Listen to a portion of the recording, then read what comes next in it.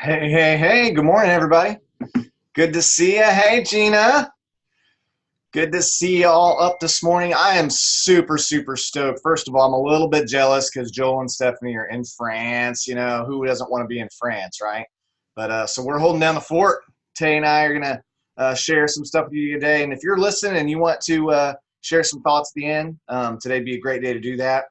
So today we're gonna listen to some Jim Rohn, and for me, he's such an important person in my life because it totally, when I first was introduced to Jim Rohn in 2001, it completely, radically changed my life.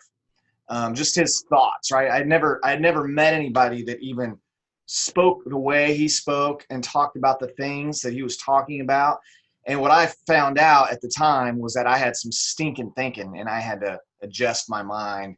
And I knew if I could just start to see the world, some of the ways that Jim Rohn saw the world, then I could radically change. And the proof is in the pudding. When you look at who's really successful today, John Maxwell, Jim Rohn was John Maxwell's mentor. Jim Rohn was Tony Robbins' mentor, right?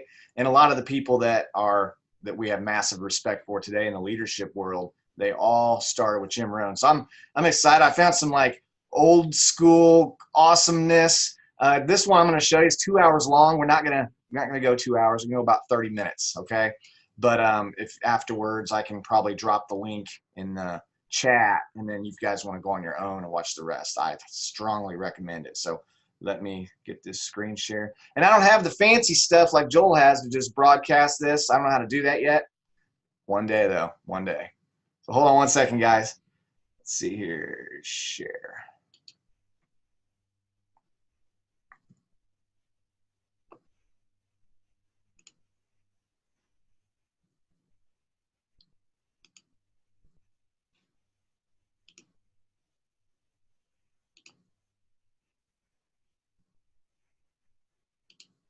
Here's the big challenge of life. You can have more than you've got because you can become more than you are. That's the challenge. And of course, the other side of the coin reads, unless you change how you are, you'll always have what you got. I have found in my experience that income does not far exceed personal development. Now, sometimes income takes a lucky jump. But sure enough, unless you grow out where it is, it'll usually come back where you are. Life has strange ways. If somebody hands you $1 million, best you become a millionaire quickly, so you get to keep the money. Otherwise, sure enough, it'll disappear. Somebody once said, if you took all the money in the world, divided it up equally among everybody, it would soon all be back in the same pockets. Incredible. Success is something you attract, not something you pursue. Success is looking for a good place to stay. So instead of going after it, you work on yourself. Personal development. See, the major question to ask on the job is not what are you getting? The major question to ask on the job is what are you becoming? See, the big question is not what am I getting paid here? The big question is what am I becoming here? Because true happiness is not contained in what you get. Happiness is contained in what you become. So that's our major subject for tonight, personal development. Of all the assignments Mr. Schoaf gave me at age 25, this was probably the most difficult. In fact, I'm still working on this one. I think it's an unending challenge to see what you can become. The next subject is called basic laws. And it's good to study the basics. And I call these basics primarily because they come from the Bible. Now, I'm not a theologian or a minister, and that'll be apparent. But Mr. Schoaf taught me that the Bible was a good textbook for ideas and stories and success equations, how to live the better life. I found out that was true. He also taught me that the Bible is as practical as it is spiritual, and I found out that's true. If you look at your bank account and your income and you're not happy, there are several places in the Bible to check to see what the heck's wrong so you can make the changes. And we're going to cover some of those tonight called basics. Okay, the next subject is my favorite, setting goals. Mr. Schultz taught me how to set goals. What a favor that was. One morning at breakfast, shortly after I met him, he said, Jim, let me see your current list of goals, and let's go over them and talk about them. He said, maybe that's the best way I can help you get a better direction started. And I said, I don't have a list. He said, well, is it out in the car or home somewhere? I said, no, sir. I don't have a list anywhere. He said, well, young man, that's where we got to start. He said, I can tell you right now, if you don't have a list of your goals with you, he said, I can guess your bank balance within a few $100s, which he did. And that got my attention. I said, you mean my bank balance would change if I had a list of goals? He said, drastically. That day, I became a willing student how to set goals. And sure enough, learning how to set goals changed my life. And I often wondered why no one had ever taught me how to set goals up until age 25. I went to high school, but if they offered it, I missed it. I went to college for a year, never heard it. I worked for Sears. Really? And to my knowledge, Sears never taught it. Right? How to set goals. So here I am, age 25, married, my family's starting, I've been to college, I'm working, and I still don't know how to set goals. But fortunately, when I was 25, I met the man who taught me how, and it revolutionized my whole life. Economically, socially, personally, it's incredible. So I want to share with you tonight what Mr. Shove shared with me, how to set goals. It can be a life changer. Okay, the next subject is the negative part of the seminar. Life is part negative, so we got to talk about the negative. And this subject is called diseases of attitude. Diseases of attitude. There's a lot of things that can wreck your chances to do well. We live in a rather dangerous world, so you got to be not only wise, you got to be careful. Now, attitude diseases are just as bad as physical diseases, right? High blood pressure, heart trouble. I mean, a lot of things lace your chances to do well. So you've got to be careful. And attitude diseases are deadly. I mean, they'll destroy all the good things you start. Okay? So we'll go through those attitude diseases, how to spot them, how to look for them, what they are, and the cure. And I'm a pro on these because I've had them all, so I can give you excellent advice on these.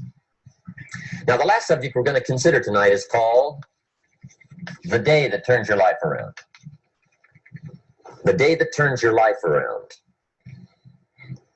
And under this subject, we're going to talk about the emotions that can change your life. Human beings are emotional creatures, and emotions are powerful for life change. Now, of course, emotions are so powerful, they can go either way on you. Emotions can either build or destroy. So you really have to employ emotions properly. We call civilization the intelligent management of human emotions. If you can intelligently apply your emotions in the right direction, no telling what can happen. Could turn your life around one day would be sufficient. So we'll talk about those. Okay. Now that's a lot to cover in one evening, but we'll keep at it here and see if we can't get it all done. I'd like to have you now jot down the theme of the seminar. Every seminar should have a theme, I guess. We've got one. It's on some of our literature if you happen to notice it, but if you didn't, for your notes, here it is. The theme of the seminar goes like this. The major key to your better future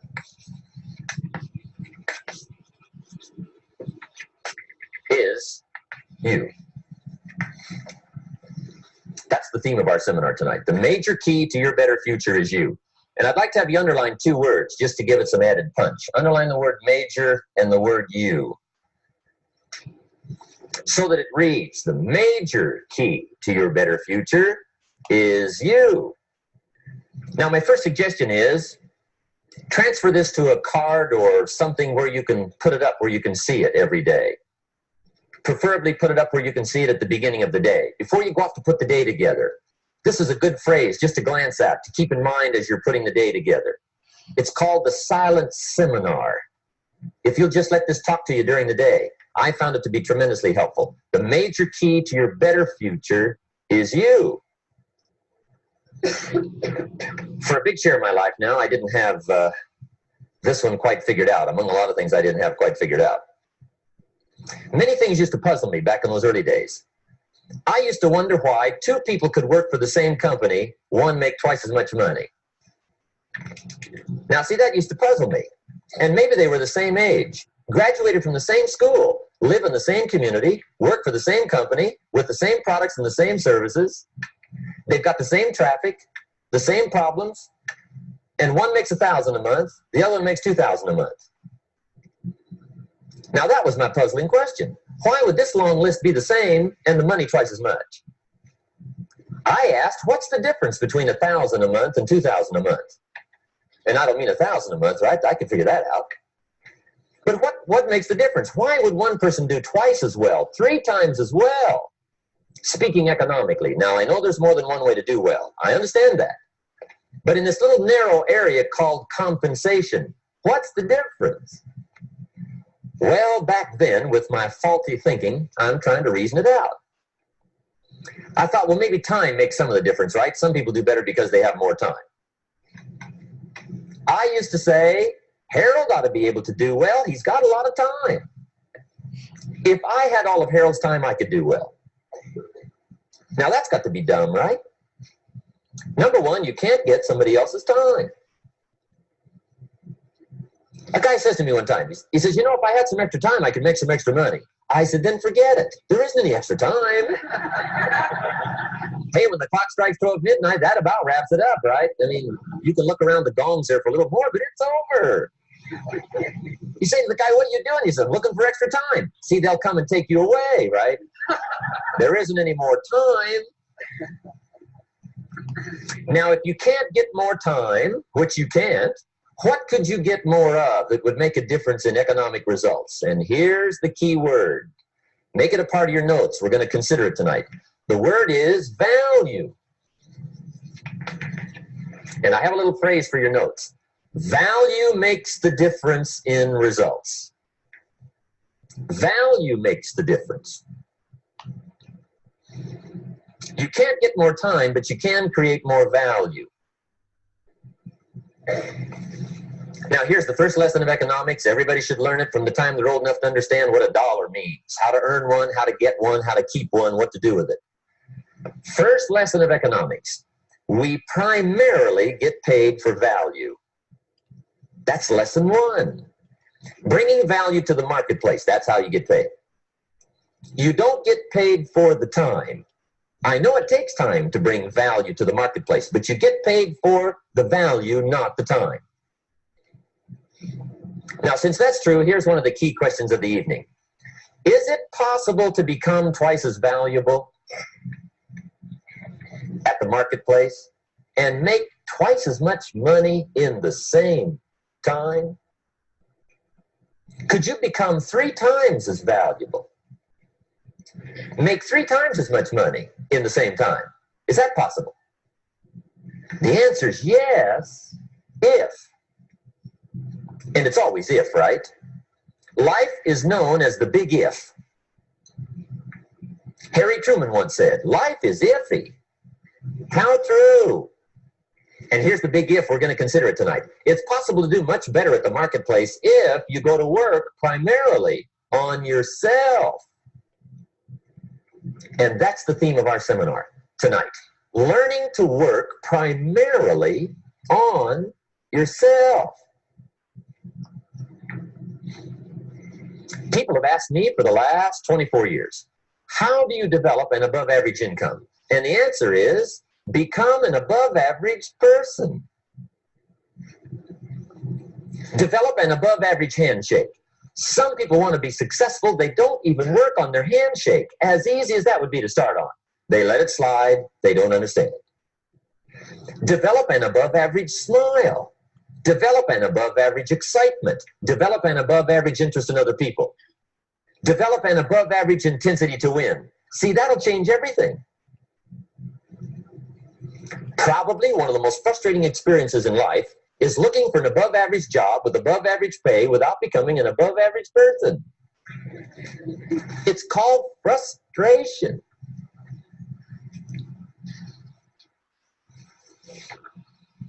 And Mr. Schoaf gave me probably the greatest clue he gave me when I first met him. He said, Jim, if you want to be wealthy and happy the rest of your life, just learn this lesson well. He said, learn to work harder on yourself than you do on your job.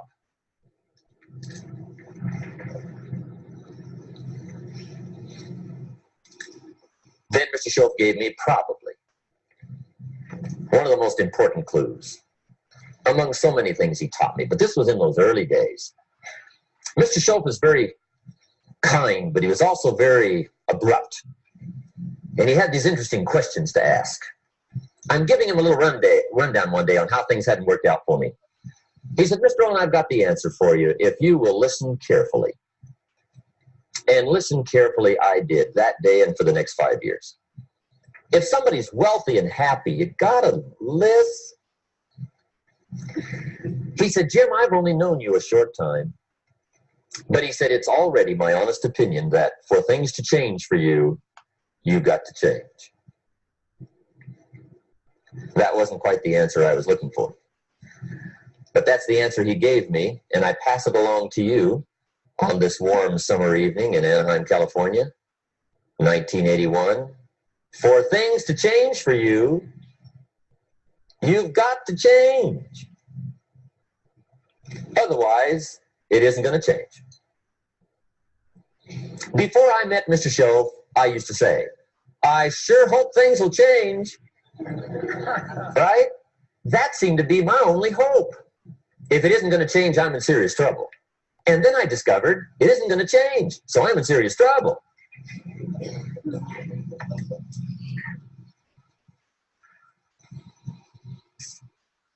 See, I can tell you what the 80s are going to be like. You have dropped into the right place. I did a seminar one time for Standard Oil executives and management in Honolulu. And we're having a conference one day on this big conference table. And one of them said to me, Mr. Rohn, you know some fairly important people halfway around the world. What do you think the 80s are going to be like? I said, gentlemen, I do know the right people. I can't tell you. So they all listened very carefully. And I said, gentlemen, based on my wide experience, I can really honestly say to you, in my opinion, in the 80s, it's going to be about like it's always been. Aren't you glad you came? That's inside. I don't pass that around just everywhere. Now, of course, I said that to make a point, but I also said it because it's accurate. It's going to be about like it's always been. It isn't going to change. The tide comes in, and then what? It goes out for 6,500 years that we know of, recorded history, and probably long before that. So it is not going to change. It gets light, and then what? It turns dark. 6,500 years. See, it's not likely to change. And we're not to be startled by that.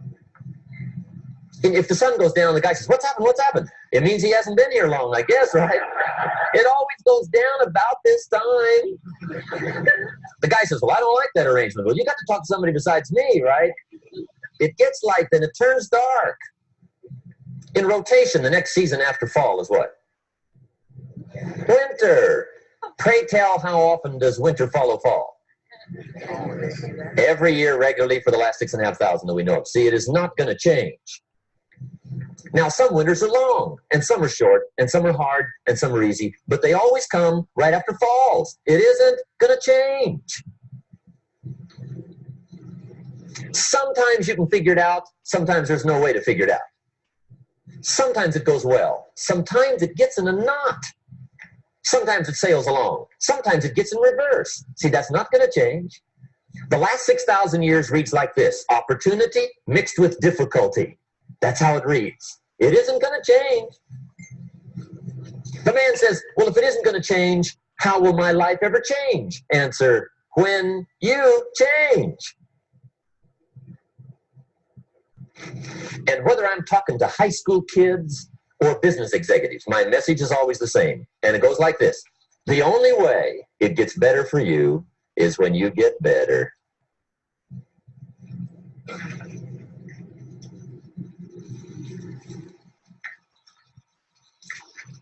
Let me me give you the 4 major lessons in life to learn. Here's 4 majors.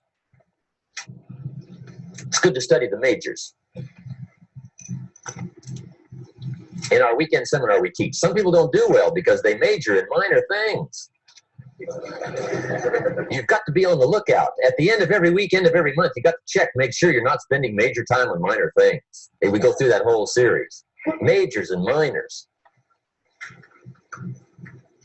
Now, let me give you 2 phrases before we get to the 4 majors. This will set it up and you'll see where I'm going. 2 key phrases for your notes.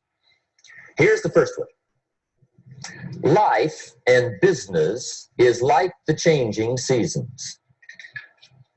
That's the first phrase. Life and business is like the changing seasons. One of the best ways to describe life, it's like the seasons. Frank Sinatra sings, life is like the seasons. Now here's the second phrase. Very important. You cannot change the seasons, but you can change yourself. You can't change the seasons, but you can change yourself. And see, that's how life gets better for you, not by chance, but by change. Now, here's the 4 major lessons in life to learn. I've got my first book finished, came out a couple of weeks ago. This is in it, the 4 major lessons in life to learn. Here they are. Number 1, learn how to handle the winters. That's lesson 1. They come right after falls with regularity. Some are long and some are short and some are hard and some are easy, but they keep coming. You must learn to handle the nights. They come right after days. You must learn to handle difficulty. It comes right after opportunity. You must learn to handle recessions. They always follow progressions. For the last 6,000. See, it isn't going to change. The lesson you must learn is how to handle it. And there's all kinds of winters, right? The winter when you can't figure it out. The winter when it all goes smash. The winter when it turns belly up. The winter when it won't work, when you've run out of money and you've got a broken heart. See, those are winter times. There's all kinds. Economic winters, social winters, personal winters. When your heart is smashed in 1,000 pieces and the nights are unusually long, your prayers seem to go no higher than your head. It's wintertime. Barbara Streisand sings, it used to be so natural to talk about forever, but used to be's don't count anymore. They just lay on the floor till we sweep them away. You don't sing me love songs, and you don't say you need me, and you don't bring me flowers anymore. A song of winter. But see, the disappointments come. Those are normal. That's part of life. But the question is, how do you handle it? How do you handle the coming winters and the disappointments and the downtimes? Well, you can't get rid of January by tearing it off the calendar. But here's what you can do. You can get stronger, you can get wiser, and you can get better. The winters won't change, but you can. And that's how life changes for you. See, before I understood, when it was winter, I used to wish it was summer. I didn't understand. When it was hard, I used to wish it was easy. I didn't know.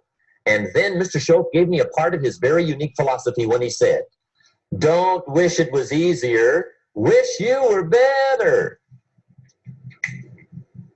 See, that triggered my whole life change. Don't wish for less problems. Wish for more skills.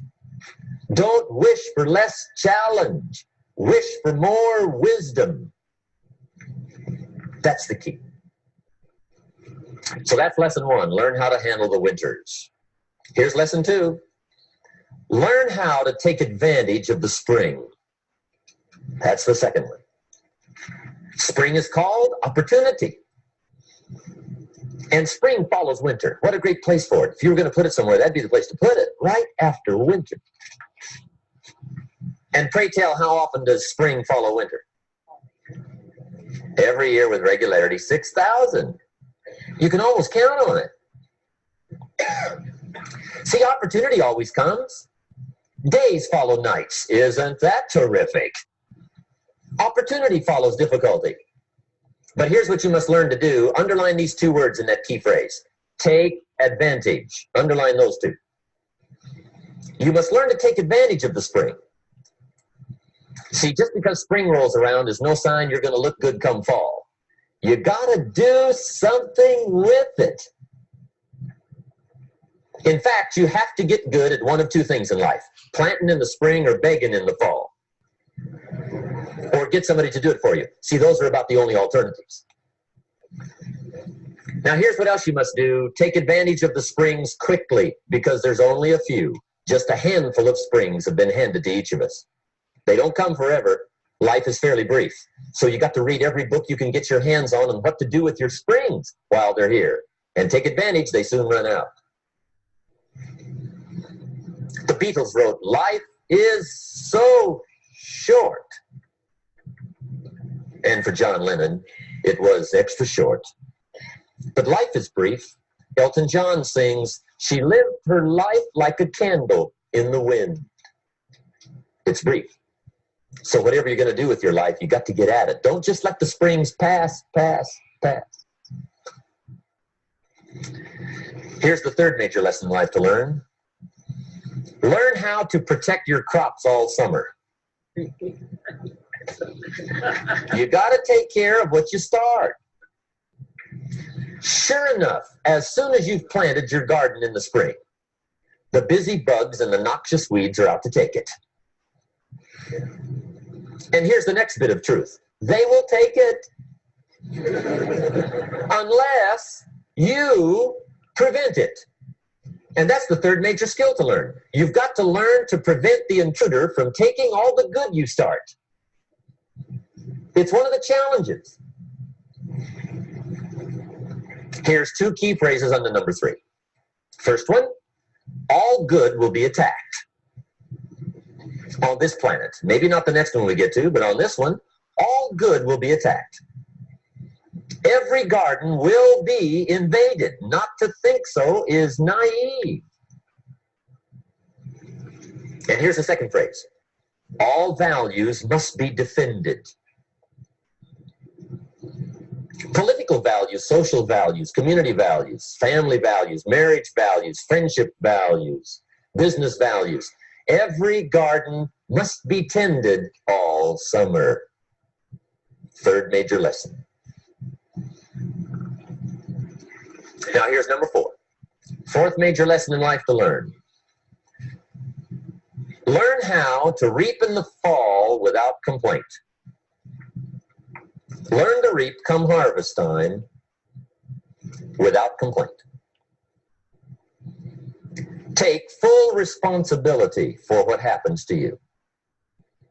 It's one of the highest forms of human maturity, accepting full responsibility. It's the day you know you've passed from childhood to adulthood, the day you accept full responsibility. And another note, learn to reap in the fall without apology. Without apology if you do well. And without complaint if you don't. That's maturity. I used to have that long list of reasons why I wasn't doing well. To explain. You got to explain, right? Otherwise you're going to look bad. I used to have this funny list called Reasons for Not Looking Good.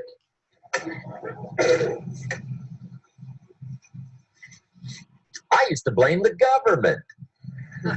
I mean, you can believe that or not. It was at the top of my list. I had a lecture second to none. The government. That was on my list. I used to blame taxes. Look what you got left after they take everything. And they expect you to do well. That was on my list there. Prices, that one's easy, right? You walk into the supermarket with $20, come out with a little half bag. So I had that on the list. I used to blame the weather. I blamed the traffic. I used to blame my car. I blame the manufacturers. I used to blame the company. I blamed company policy. I used to blame the training program. I blame my negative relatives. They were always putting me down. I blame my cynical neighbors. They're just selfish, looking out for themselves. Won't loan you money? They were on my list.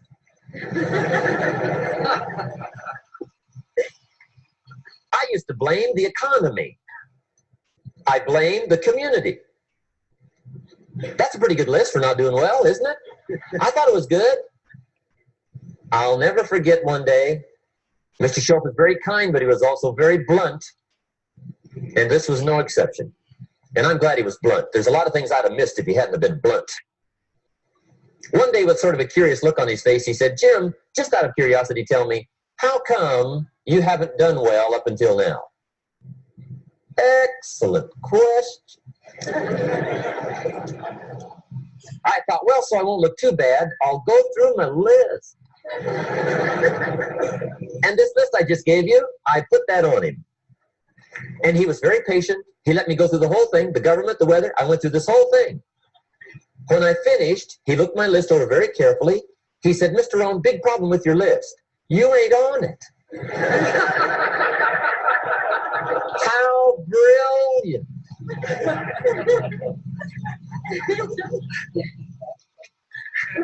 When I went to work for him a few months later, I learned very quickly to tear up my list, reasons for not doing well, and I threw it away.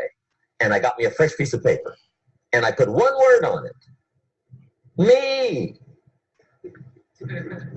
There's a Black Heritage spiritual that says it's not my mother nor my father, nor my brother nor my sister, but it's me, oh Lord, standing in the need of prayer. See, I used to blame everything outside.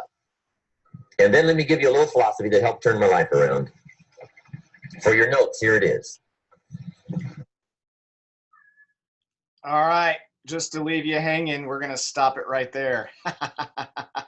So you're going to have to go and keep watching, or I'm sure in the future we'll come back to this. So, man, Jim Rohn, you know, I wish that guy was still alive. I'd be following him around, picking his brain, learning everything from him I could learn. Just an incredible, amazing guy. So we're going to start a conversation on some of the things that we just went over today.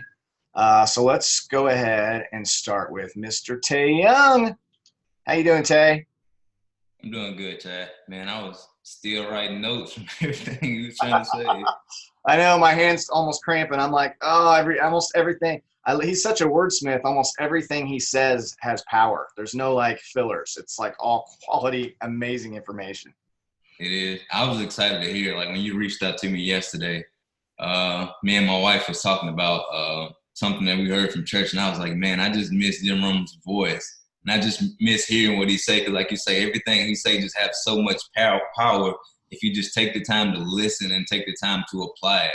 So I was excited just to get into this, just to go back to some of the things that we've heard in the past, because I'm sure a lot of us have heard Jim Rohn probably for years. And for me, it was just a reminder, just listening to it last night when you sent it to me, I was listening to some, and it was just a reminder to how far I've came. And just some of the things that he say now, it's like I'm catching some new things that I didn't catch in the beginning. So it was just a good way for me just to refresh and just really take time to reflect on how far I've came as when I first started listening to Jim to now. So it was just exciting just from that perspective, for one. I try not to, man, there's so much that you could just really talk about, so many lanes that you can go down with Jim, but I tried to narrow it down so I can really just give you guys, some of you guys, time to get on and just share what you learned as well. But it was three things that really stuck out to me. The first, he said, write this down, put it on the note card. He said, when you wake up, make sure this is somewhere that you can see it every day. The major key to your better future is you. And I love that. And he says, work harder on yourself than you do your job. And I love that as well. And most people nowadays think it's selfish to take care of yourself, to do things for yourself. But for me, I just always go back to when I'm riding an airplane, when they going through the instructions, the first thing they say, put on your mask before you try to help somebody else. And immediately I thought about just my sports career and just everything that I took away, because it was a lot of things that sports taught me besides going out to play. And I just thought about people who showed up, who we really trusted as captains of our team, people who knew were really truly leaders, and the people who weren't. And I was just thinking, what's the difference between those people? And the difference was the people who really wasn't trustworthy were the people who wasn't showing up for workouts, who was skipping class, who wasn't investing in themselves, who wasn't doing the things off the field that they know they needed to do to make sure that they was able to provide and who they was able to add value to our teams as well. And it was the same true as the people who were the leaders. They was the guys who was doing above and beyond what was asked of them. They was the guy who was showing up early to meetings, who was staying late. They was the guy who was investing more so into themselves off the field than they were on the field. And I think it's the same true with personal development in your team. You have to be that type of person who always go above and beyond the expectations, not only the people around you, but the expectations that you set for yourself as well. And just the second thing that it got me in, which I think a lot of people struggle with, and it's just I struggle with that as well, and it was the disease of attitude. And he said they will destroy the good things that you start. So for me, I've made it a habit every single morning. I just try to wake up in gratitude. Before I get out of bed, sometimes I'm sore. Sometimes I just don't feel good, but the first thing I say is I'm thankful for today. And just by me saying I'm thankful, my attitude totally shifts from, it's going to be a sucky day because I don't feel good today. It's going to be a great day because I'm going to focus on everything that's important to my life. And I just tell God, thank you for letting me just wake up and be able to just spend this day with my family. And I think when you start to shift your attitude in the morning, and you make a decision that you're going to set the tone for your day. You're going to set the tone for your week. You're going to set the tone for the people who you're going to come across, because you're going to be that person who's going to speak that positive light into them and help them really shape their day going throughout the day. And I thought that was very important. And he also said something else. He said, emotions are powerful for life change. They will build you or destroy you. And he said this, and I was like, wow, I never thought about it this way. He said, employ them. Employ your emotions properly. And I was just like, man, that is so powerful, because I think a lot of people get caught up in their emotions, and they would kind of let their emotions get the best of them. And I just wanted to read you guys this quote that I heard, and I hear quotes and I just store them, because I know they're going to come a point in time where these quotes are really going to help and be beneficial to me. When life hits me, I can go back and just rely on these quotes and scriptures and everything that I'm building myself up with. And it said, it's important to keep your feelings and your self-worth in different places, because when your feelings get hurt, it shouldn't change how you view yourself.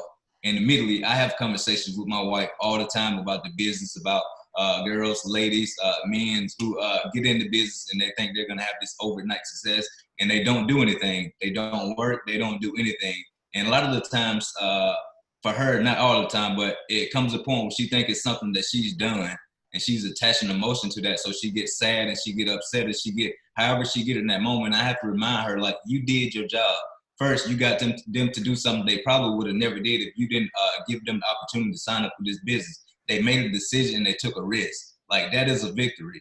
And the second thing that you did was you gave them all the help that they needed. You let them know, like, once you start, I'm going to be with you every step of the way. So you held up your part by being there to answer those questions for them.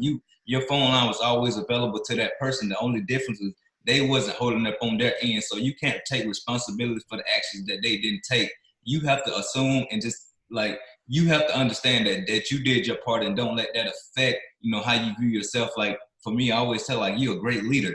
Like, the way that you're leading your team is the way that you're supposed to be your team. You're available, you help build them up, and you give them all the resources they need. So just when people quit, when people just not doing the things that, you want them to do, you have to understand. My wife we talked about the law of sowing and reaping. And pastor, she said, every seed has a different time of germination.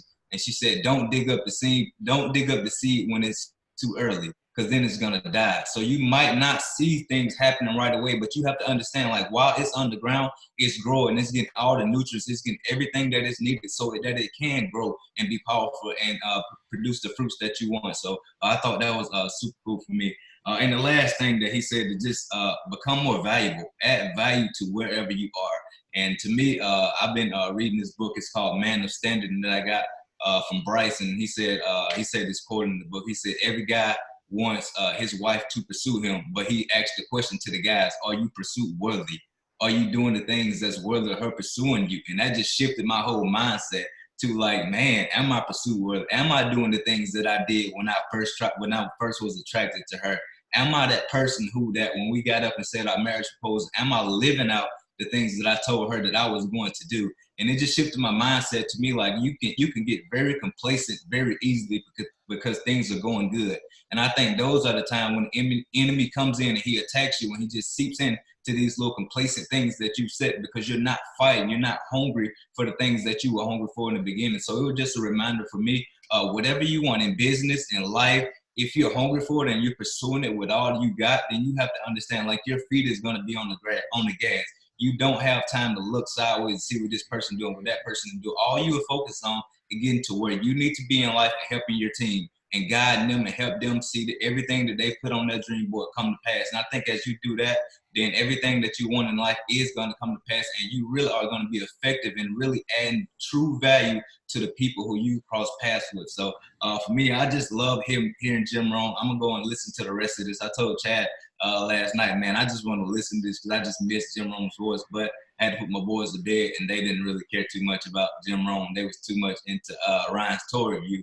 So I ended up watching that last night. So I'm excited. I just encourage you guys, man, if you just have time today, just take what little that you've got from this Zoom this morning and go and share that. But at the same time, just raise the bar. Go and finish this out. Take extra notes on what he's going to go over, because it's going to be super beneficial to you, to your business, to your life. And I think it's just going to allow you to add even more value to people who you cross paths with. Man, thanks for sharing that, Tay. And again, I just want to publicly congratulate you for top 20, earning your way to Costa Rica. You and Carrie know what's going on. And the one thing I'd like to tell everyone here too is that Tay and Carrie are very, very dialed in with their faith. And it just reminds me, Tay, of in the Bible where Peter is looking off into the distance, and Jesus is on the water, and Jesus calls him out, and Peter is walking on the water. I feel like you guys are basically walking on the water, and as long as you're keeping your eyes on Jesus, you're going to continue to walk on the water.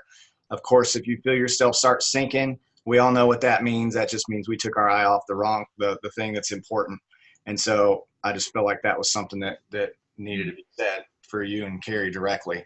So yeah, man, congratulations again on everything. Did anybody else have an aha or something you wanted to share before I go into this? Just unmute yourself. You should all be able to unmute yourself. If you would like to just share something, now would be a time to do that. We've got a few minutes left here. If not, I have plenty to say. If no one else wants to say anything, so I'll just give it a couple more seconds here and see if anybody unmutes themselves. Or if there's a question or anything, you can always drop that in the chat. Okay, well, I'm just going to go through a few of my notes here. Again, Jim Rohn, I love kind of how he summed all this up, because that's exactly where I was in 2001. I was the victim, right? Everything that was wrong with my life wasn't my fault in my head. It was all something out there that was wrong that needed to change. And I thought if all these other exterior things would change, then my life would get better. It never occurred to me that for my life to get better, I had to get better. And so I was a sponge when I started hearing these things like, let me go through here, throw a few little Jim Rohn bombs at you. He said, when you're on your job, or in life, it's not about what you're getting, it's about what you're becoming. And so becoming has the word, without saying it, has the word change in it, right? It means that we are changing. If we're going to have something different, we have to do something different. We have to become something different.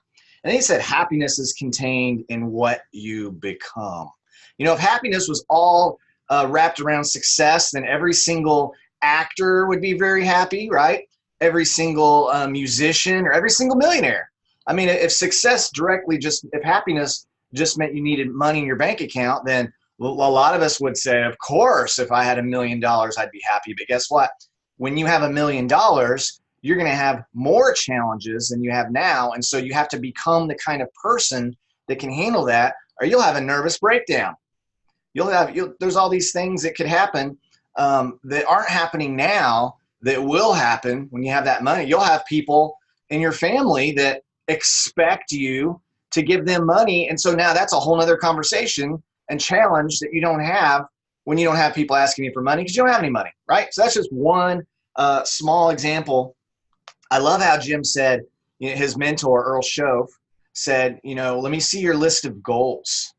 Your list of goals is all that is your roadmap. That's why we do Dream Board every single year, right? Because we want people to be able to sit down and think about what they want to do with the year. Because if we don't think about, the year's going to pass no matter what. You know, that every single day, the 365 next 365 days are going to pass. So if we're not intentional about what we want to do with those 365 days, it just makes sense that we're just going to kind of survive and we're going to kind of get through, and nothing too exciting or good is going to happen. So goals are huge. That's a big clue here. The attitude diseases are just as bad as physical diseases. Did you guys catch that? I mean, we all think like if we have a physical disease where it's immediate, it's like alarms going off. We've got to go to the doctor. We've got to get medication. We've got to implement something right away to combat the disease. But those attitude diseases sneak in. And, you know, none of us would let our neighbor come dump a bunch of trash in our yard, but yet we let people into our life that are dumping trash into our mind every single day. And for some of us, that's just the normal, right? It's amazing to me how different ones of us could explain normal in a different way. Like what's normal for me could be different from what's normal for you. And some of us have grown up where normal was dysfunction. Normal was diseases of the attitude, right? I'll give you an example here. You know, the Bible says there's power of life and death in the tongue, right? Power of life and death in the tongue. And I was listening to a friend of mine the other day, and he talked about, I don't know what book this is, I'll have to find out, but he says they took these water crystals, okay? I don't even know exactly what a water crystal is, but the philosophy of this whole thing makes a lot of sense. They took water crystals, and they took this one group of crystals, and they spoke life over it, right? They said, you're beautiful, you're amazing, you can do anything, you're gonna, great things are gonna happen. They spoke love and success and stuff over these water crystals, and when they looked at them with a microscope, they looked like snowflakes. Okay. Now they took the other group of water crystals and they spoke death over it. You know, you're not going to amount to anything. You're diseased. You're just whatever. You guys can fill in the blanks, right? When they looked at that under the microscope, it was brown. It looked diseased, and it was like a chunk of it looked like a chunk of crap. So one's a snowflake, the other's a chunk of crap. So here's what you have to understand. When you were growing up, people were either speaking life or they're speaking death over you, right? Either one became your normal, okay? But what you have to understand now is that you can no longer allow people to speak death over you. You can no longer speak death over others, right? And sometimes it's just the way we're doing life. You know, our kid could make a mistake and we could just get all in their business and just be like, why do you always mess up? Why do you always screw it? And all we're doing, we're regurgitating things that were said to us as we were growing up. So you hear like genetic diseases, right? Well, there's genetic diseases of the attitude too, because if we're used to someone speaking down to us and speaking death over us, then it's just natural, right? And so that's why hopefully I'm delivering this to a few people today that are understanding and learning that that's not what we want to do. We want to always speak life. My iPad turned off here, 1 second. So we just always want to speak life. So you have to identify what those attitude diseases look like, you know, and what I'll tell you is a lot of what they look like is complaining and criticism. Complaining and criticism are diseases. You should not allow others to do that to you, and you shouldn't do that to others. Okay. There's nothing beneficial about complaining or criticism. There's just not. Okay. And then, man, the human emotions piece, right? You talk about that. And the human emotions piece is we all have emotions. Emotions we're all going to go through emotions. Happy, sad. Sometimes they don't make sense. Sometimes they make all the sense. But here's, no matter what emotions you're going through, you can let your emotions in the car, but never, ever, ever let your emotions in the driver's seat. Don't ever make important decisions off of a quick short-term emotion. Happens all the time, right?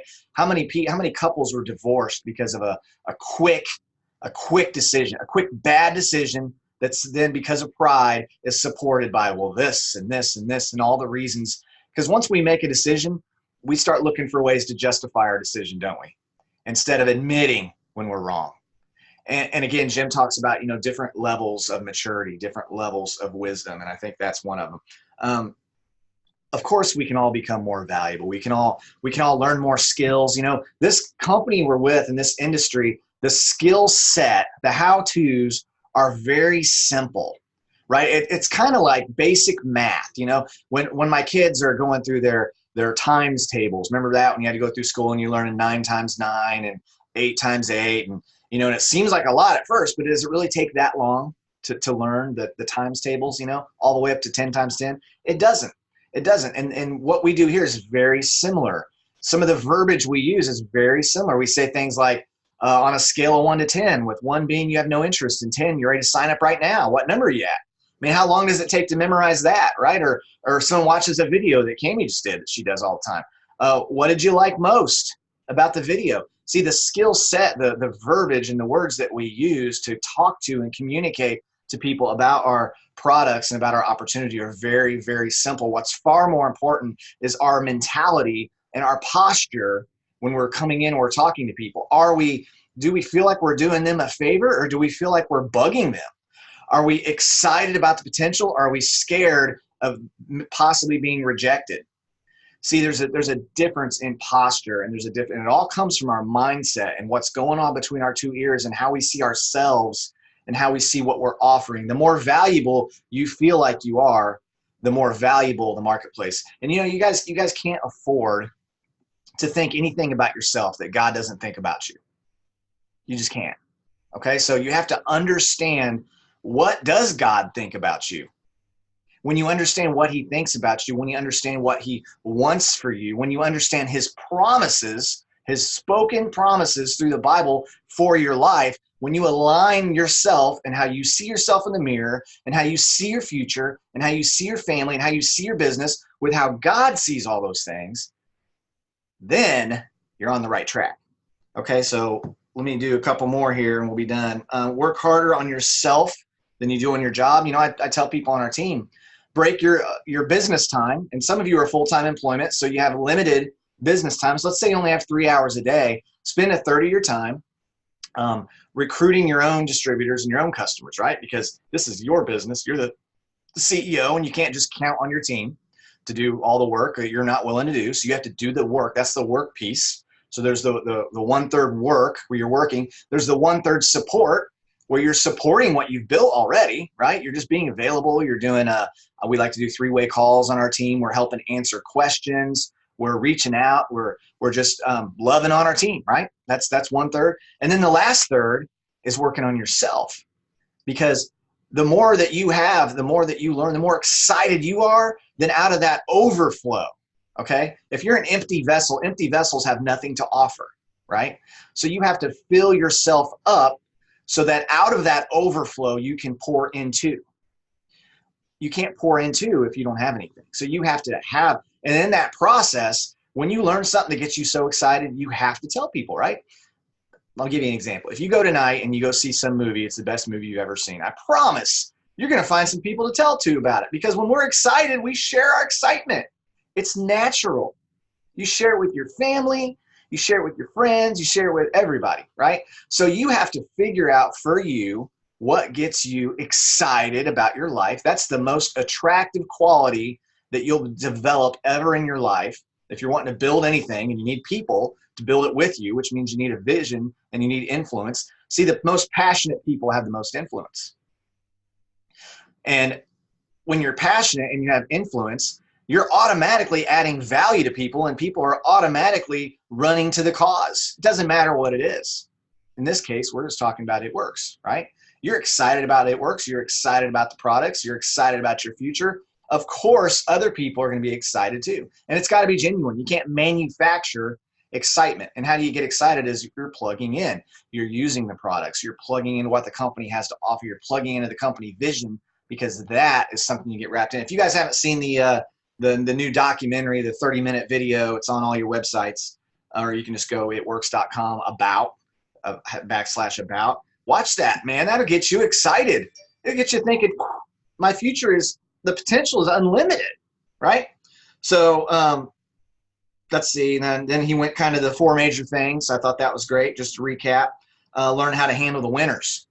right? Nothing's just rainbow. Our whole life won't be rainbows and unicorns. We're going to have people in our family or friends that pass away. We're going to have a flat tire.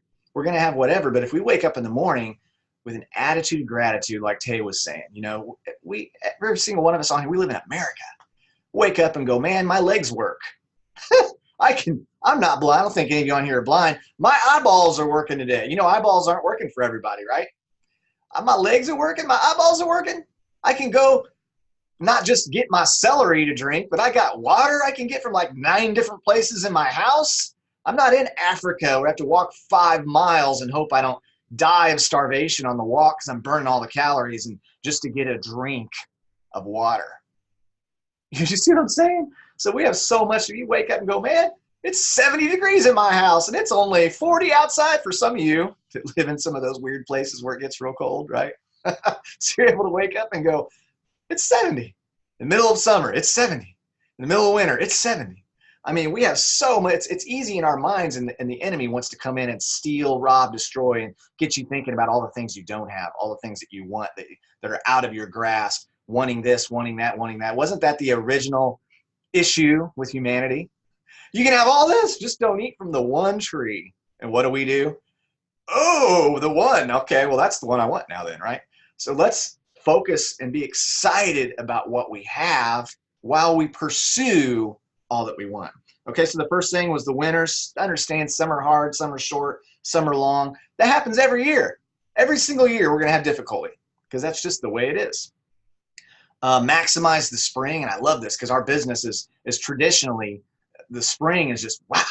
That's when you put the pedal to the metal. That's when your income just goes through the roof. Like it can go from 0 to tens of thousands in months in the springtime. I've seen it happen every single year. Number 3, protecting your crops, right? You have to, that's the sheepdog. That's the sheepdog in us that has to protect the sheep, right? We have to defend. We have to protect. There's a part of that. We have to protect our family. Got to protect our kids from the wolves that are out there. Man, kid comes home from school and they're talking about some crazy stuff. You got to bring them in. You got to be the biggest influence in their life. You got to influence them more than the kids at school or even sometimes the teachers at school. That's the third one. And then the last one, reaping without complaint, accepting full responsibility. And I love that he put in there, don't apologize if you do well and don't complain if you don't, because we always have the next season to do better. There's always the next season. You know, when you make your list of all the things to blame, cross off your family, cross off your neighbors and your community and your taxes and the prices and the government and the weather, cross all those off and you just need one word on there, you. Go to work on you. And then when you build what you want to build and you do what you want to do, you'll be able to look in the mirror and you'll be able to be proud of yourself because you figured this whole thing out. You know, and Joel Dunn always says that we should all set a goal to become a millionaire, not for the money, but for the person it will make of you to achieve it. Because we have to see a different way. We have to live a different way to be able to acquire and obtain and understand those types of things. What I'll tell you is, for me, back in 2001, a lot of this was wrapped up in Jim Rohn. And I always point back to Jim Rohn and say that was the point where my life began to turn around, and my life began to turn around because I began to turn around. And if you'll change, everything will change for you. I believe that. No one can convince me otherwise, right? It's too late. I've seen it happen too many times. So, hey, guys, I just appreciate you all jumping on here. Let me check this chat real quick. Jennifer says, because of this company and products, I'm walking cane-free after 2.5 years. Grateful for each step in my journey in my business. Yeah, you know, and that just reminds me, some of you just need to go collect some testimonials. You know, when you're in this business, you have to build your belief. You have to know that you know and you're knower that our products are good, or you're not going to recommend them. Who would? We don't need to pull any wool over anyone's eyes. You know, it drives me crazy when I go to like if you go to a Chevy dealership and the salesman drives a Ford. Why? Go work for Ford, dude. You know, if you're in It Works, I assume you're using It Works products. If you're using some other company's products you're excited about or doing some other kind of deal, go work with them. Promote what you're excited about. That should be common sense, right? So collect some testimonials. Your belief in the products will go through the roof, man. When you meet people and you face to face, you get to see Kevin, he's in Nashville, I can't think of his last name right now, but lost 170 some pounds on keto. 170. Tried all these different diets. He would lose a few pounds, get it back, lose a few pounds, get it back. Now he's doing Tough Mudders and all this stuff. And a big reason is because of the products. You see that, you're like, you know. The company, you get to know Mark and Cindy, and then you understand who they are. And then you look at other companies and you see the darkness that's in a lot of the industry with a lot of the companies, a lot of the money hungry and bottom line, and how can the company make more money and the people get paid less money? And it's flip-flopped here. It's servant leadership at its best. When you understand that, man, you're like, you take Mark and Cindy on as like your family. This becomes a real family. You defend it. You protect it. You're all in, right? This industry, residual income, once you learn about residual income and passive income and leveraged income, you never want to work just for hourly wage ever again. Profits are better than wages. I first heard that from Jim Rohn. Profits are better than wages. My gosh, wages will make you a living. Profits will make you a fortune. So figuring that all out is huge. And then yourself. This is where the personal development, when you tune into these types of things, you listen to Jim Rohn, you go to the classes, you go to the seminars, you get around the people who are winning in life, you will change. Your belief system will change. You'll believe in yourself more than you've ever believed in yourself. You'll start believing in your team. You'll start speaking life into your team out of the overflow of your thoughts and your philosophy and your belief. Your team will start succeeding because you'll start calling them up. You'll start seeing in them what they don't see in themselves yet. You'll start seeing in yourself what you don't even never see in yourself until this point. It all turns around. And if you keep watching that video, I'll put it in the chat here, like in the comments to this Zoom or whatever in this group. But when you start doing these things, your life will literally turn around. And man, I'm just excited. I know Tay's just excited as I am that we get to be a small little piece of that, of your journey. And hopefully this is helping. And we'll see you on Thursday. So have an awesome day, guys. See you later.